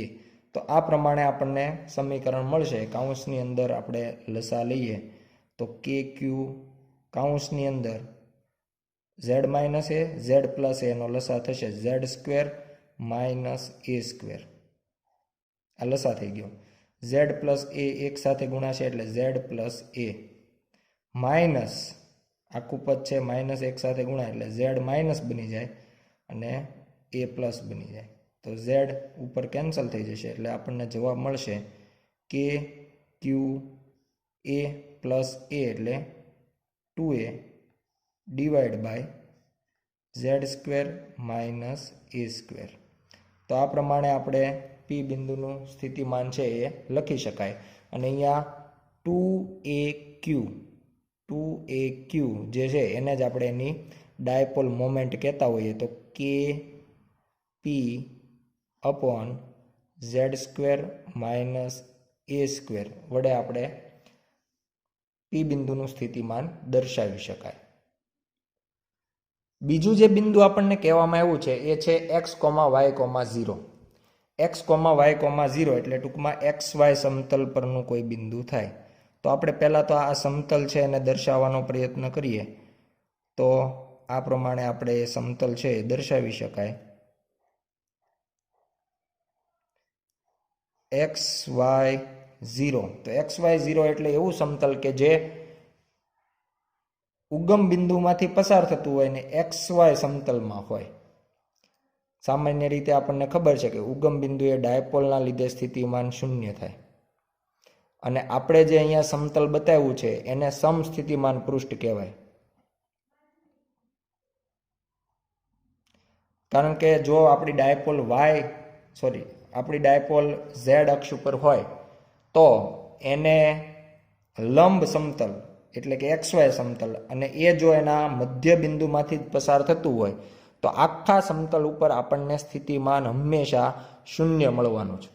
એટલે આપણે કોઈ ક્યુ બિંદુ અહીંયા વિચારી લઈએ સમતલ ઉપર તો VQ બરાબર શૂન્ય થશે. કારણ કે આખું પૃષ્ઠ જે છે એ સમસ્થિતિમાન પૃષ્ઠ છે અને સમસ્થિતિમાન પૃષ્ઠ પર હંમેશા વિદ્યુત સ્થિતિમાન શૂન્ય હશે. પણ જો આપણે સમતલ અહીંયા ક્યાંક વિચાર્યું હોય XY સમતલ જ પણ એ આપણને કંઈક ઝેડ યામ, અહીંયા ઝેડ યામ શૂન્ય છે, જ્યારે અહીંયા ઝેડ યામ કંઈક હોય તો આપણને એનું કંઈક સ્થિતિમાન મળી શકે. પણ ઉગમ બિંદુમાંથી પસાર થતું સમતલ હોય XY તો હંમેશા સ્થિતિમાન શૂન્ય મળે. બી ધ્યાનમાં લઈએ. જ્યારે R/A is very greater than 1 થાય ત્યારે ઉગમ બિંદુથી R અંતરે રહેલા બિંદુ માટેના વિદ્યુત સ્થિતિમાનનો આધાર શોધો. તો અહીંયા આપણે એવું કહી શકીએ કે R/A is very greater than 1 અને એના ઉપરથી R is very greater than A લખી શકાય.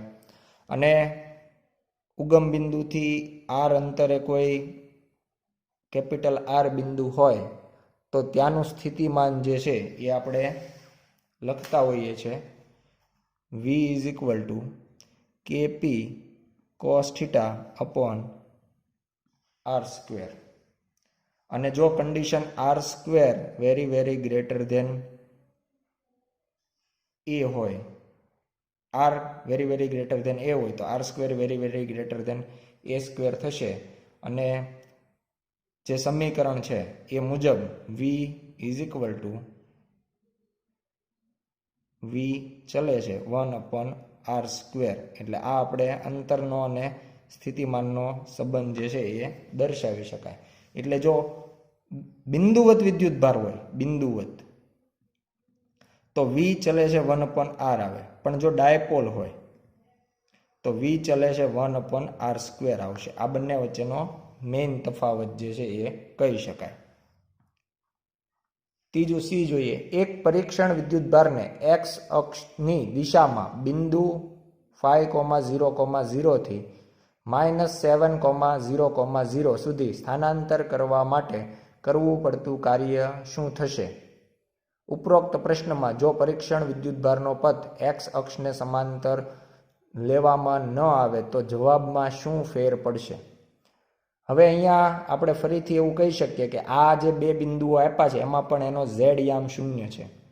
એટલે આકૃતિમાં આપણે જે સમતલ પહેલાં બતાવ્યું હતું ફરીથી ત્યાં ધ્યાનમાં લઈએ કે આ સમતલ ઉપર પહેલેથી કોઈક 5,0,0 બિંદુએ છે અને એને સામે ઋણ x અક્ષ હોય ત્યાં -7. પણ આ 5 અને -7 એ આ જે લાલ કલરનું પૃષ્ઠ છે એના ઉપર જ આવેલા છે કે જ્યાં આ બિંદુનું સ્થિતિમાન લેવામાં આવે તો પણ શૂન્ય મળે અને -7 વાળું જે બિંદુ છે એનું સ્થિતિમાન લેવામાં આવે તો પણ શૂન્ય મળે. એટલે આખું સમસ્થિતિમાન પૃષ્ઠ હોય અને સમસ્થિતિમાન પૃષ્ઠ ઉપર એક બિંદુએથી બીજા બિંદુએ લઈ જવામાં આવે તો આપણને કોઈ જાતનું કાર્ય કરવું પડતું નથી. એટલે અહીંયા આપણે V1 એવું સ્થિતિમાન આપી દઈએ, અહીંયા V2. અને આપણે ગણતરી મુજબ જો દર્શાવવું હોય તો કાર્ય જે W is equal two Q Q V2 minus V1 આવું સૂત્ર આપણું થશે. V2 એટલે -7,0,0 બિંદુનું સ્થિતિમાન અને V1 એટલે 5,0,0. પણ સમસ્થિતિમાન પૃષ્ઠ હોવાથી બંને સ્થિતિમાન તો શૂન્ય જ છે. V2 = 0, V1 = 0 અને એના કારણે કરવું પડતું કાર્ય પણ શૂન્ય હોય. સમસ્થિતિમાન પૃષ્ઠ ઉપર કોઈ વિદ્યુતભારને એક જગ્યાએથી બીજા જગ્યાએ લઈ જવા માટે કોઈ કાર્ય કરવું પડતું નથી. બીજી મહત્વની બાબત કે કાર્ય જે છે એ માત્ર અંતિમ બિંદુ અને પ્રારંભિક બિંદુ પર આધારિત છે, માર્ગ પર આધારિત નથી. એટલે કદાચ જો આપણે એક્સ અક્ષને સમાંતર ન લઈ જઈએ અને બીજા કોઈ માર્ગે લઈ જઈએ તો પણ કાર્ય શૂન્ય જ મળશે. આભાર.